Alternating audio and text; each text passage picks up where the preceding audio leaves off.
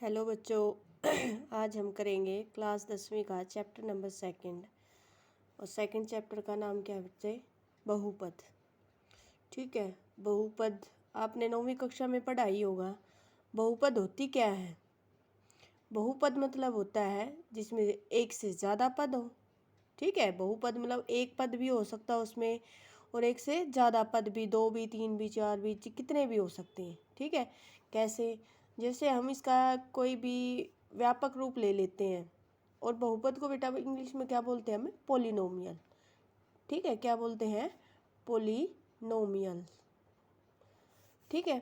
तो पोलिनोमियल्स होती क्या है हमारी? जैसे मैं कुछ भी लिख दूँ, 2x लिख दिया, जैसे 4x प्लस के 5 लिख दिया, और मैंने लिख दिया जैसे 3x² प्लस 5x प्लस का 6 लिख दिया, तो ये सारी की सारी क्या है? बहुपद। कैसे?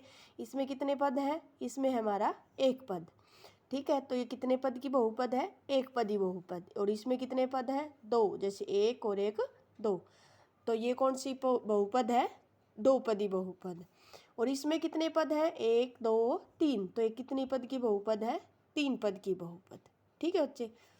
देखो इसका व्यापक रूप, इसका व्यापक रूप कैसे लिखेंगे हम? देखो अगर एक पद की है तो इसको लिख देंगे ax। ठीक है। अगर द्विपदी है तो ax प्लस का b लिख देंगे। ठीक है। और त्रिपदी है, या फिर जैसे त्रिपदी में हमने लिख दिया 3x² प्लस bx प्लस के c। ठीक है। और चार पद की लिखते हैं तो ax³ bx² प्लस का cx प्लस के d। इस तरह से बहुत सारी हो सकती हैं। ठीक है। बहुपद। तो इन बहुपद में भी जैसे 2x है, ठीक है, और जैसे मैंने लिख दिया x लिख दिया, या फिर मैंने लिख दिया 4x प्लस के 5 लिख दिया। ठीक है। ये तो है एक एक पद की, और ये है दो पद की। जो ये बहुपद है, इन बहुपद को हम क्या बोलते हैं? रैखिक बहुपद। ठीक है। क्या बोलते हैं हम? रैखिक बहुपद। यानी कि इंग्लिश में क्या बोलेंगे हम इसको? Linear polynomial.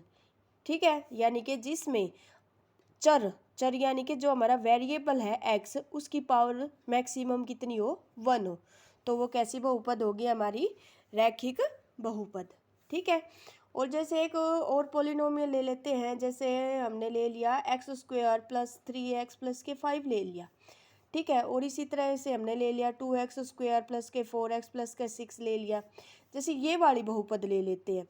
देखो है तो ये भी बहुपद, लेकिन इसमें x की, यानी कि जो हमारा चर है, यानी कि जो हमारा वेरिएबल है x, उसकी मैक्सिमम पावर कितनी है? 2, यानी कि उसकी ज़्यादा से ज़्यादा घात कितनी है? 2। ठीक है। जिस बहुपद की ज़्यादा से ज़्यादा यानी मैक्सिमम पावर 2 हो, ठीक है बच्चे, 2 हो, तो उस बहुपद को हम क्या बोलते हैं? क्या बोलेंगे? क्वाड्रेटिक पोलिनोमियल, या फिर द्विघात बहुपद। ठीक है। इसको हम क्या बोलेंगे? द्विघात बहुपद। अगर हमने इसके जर्नल टर्म में लिखना हो, या फिर उसका व्यापक रूप लिखना हो, जर्नल फॉर्म लिखनी हो, तो कैसे लिखेंगे? इसकी क्या है? क्वाड्रेटिक पोलिनोमियल की, यानी कि द्विघात बहुपद का व्यापक रूप कौन सा है? देखो क्या कैसे लिखेंगे इसको? जर्नल फॉर्म में कैसे लिखेंगे? ax² प्लस का bx प्लस का c। ठीक है।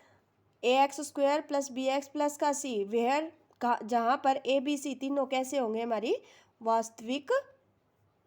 वास्तविक संख्याएं। ठीक है। यानी कि कैसे होंगे? Real number. ठीक है।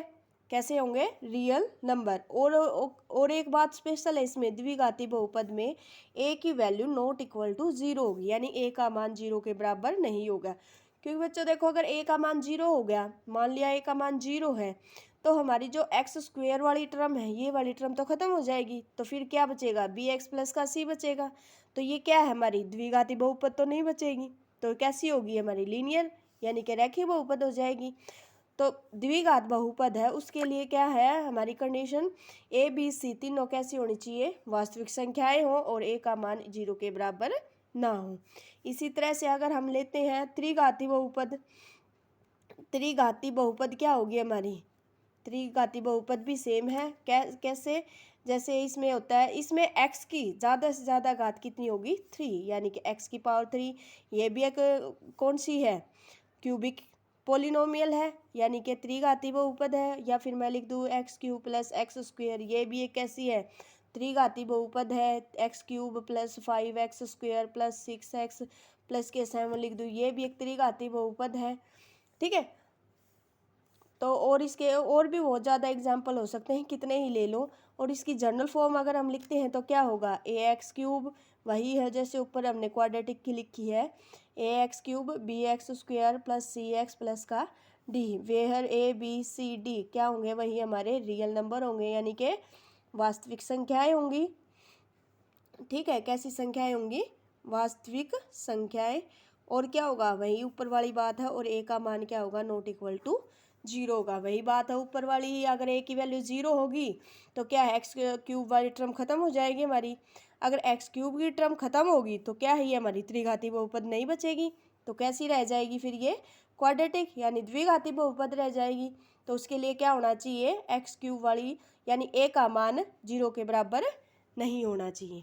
ठीक है बच्चों, तो ये थी हमारी बहुपद में, बहुपद की ही टाइप है, यानी कि रैखिक बहुपद यानी कि लीनियर पॉलिनोमियल, द्विघाती बहुपद यानी कि क्वाड्रेटिक पॉलिनोमियल, त्रिघाती बहुपद यानी कि हमारी क्यूबिक पॉलिनोमियल।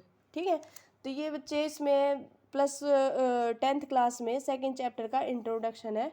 अगर अच्छा लगे तो लाइक शेयर और कमेंट करना, अगर कुछ समझ में नहीं आता तो बेटा कमेंट करके ज़रूर बताना। Thank you.